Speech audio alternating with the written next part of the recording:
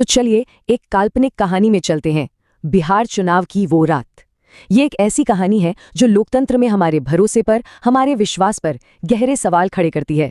आइए इस कहानी की परतों को एक एक करके खोलते हैं और देखते हैं कि आखिर हुआ क्या था। तो चुनाव की रात है। हर किसी की धड़कनें तेज हैं, सब नतीजों का इंतजार कर रहे हैं। लेकिन ये कोई आम इंतजार नहीं है। हवा में ना एक अजीब सी खामोशी है, एक तनाव जिसे आप सचमुच महसूस कर सकते हैं। कुछ तो गड़बड़ है।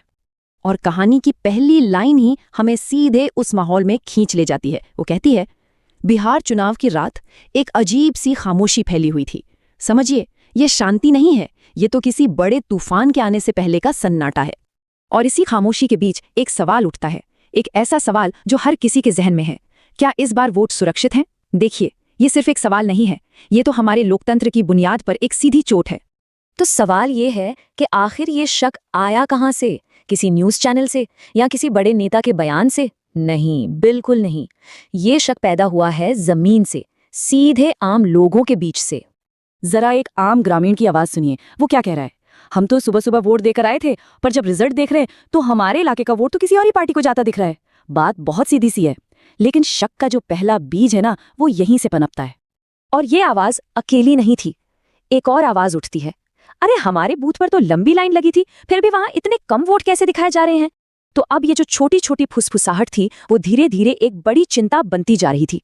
मतलब जो छोटी छोटी अलग अलग चिंताएं थीं, वो अब मिलकर एक बड़ा सामूहिक शक बन रही थीं।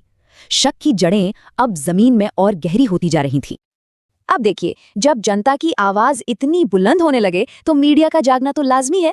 तो कहानी में एंट्री होती है एक पत्रकार की, जो सच की तलाश में इन सारी अफवाहों की तह तक जाने का फैसला करता है।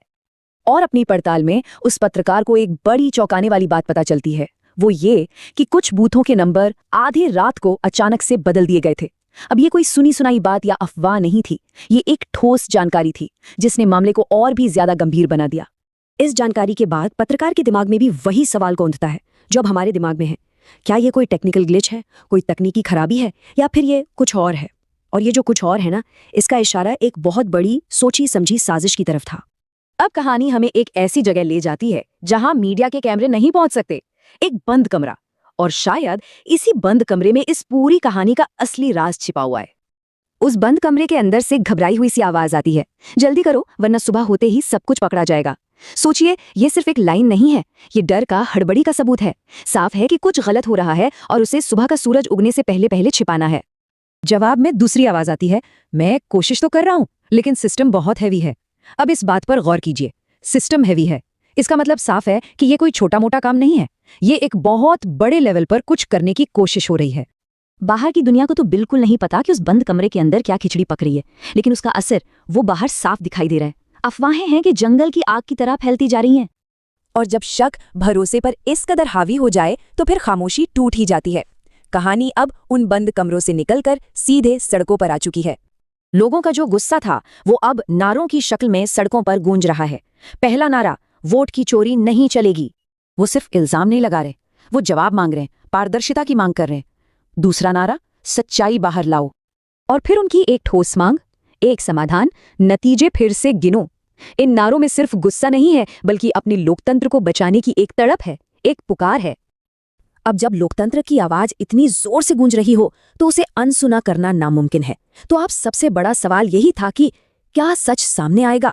फिर एक अधिकारी सामने आते हैं और एक भरोसा दिलाने की कोशिश करते हैं। वो कहते हैं, हमें शिकायतें मिली हैं, हम जांच कर रहे हैं, हर कदम पारदर्शी होगा। ये भरोसा दोबारा बनाने की एक बहुत जरूरी कोशिश थी। और अच्छी बात यह थी कि ये सिर्फ खोखले शब्द नहीं थे, बाकायदा एक्शन भी लिया गया। देखिए क्या क्या हुआ। औपचारिक शिकायतें दर्ज की गई, ईवीएम्स को जांच के लिए सील कर दिया गया, सीसीटीवी फुटेज को कब्जे में लेकर सुरक्षित किया गया, और तो और एक एक्सपर्ट टीम को मौके पर भेजा गया। यानी प्रक्रिया शुरू हो चुकी थी। लेकिन इतना सब कुछ होने के बाद भी ये कहानी हमें एक बहुत बड़े सवाल के साथ अकेला छोड़ जाती है। सवाल ये कि क्या वोट सच में चुराए गए थे, या ये सब कुछ सिर्फ अफवाहों का एक बड़ा बवंडर था? असली सच क्या था, ये एक रहस्य ही बना रह जाता है। और शायद इस कहानी में जवाब से ज्यादा जरूरी इसका सबक है।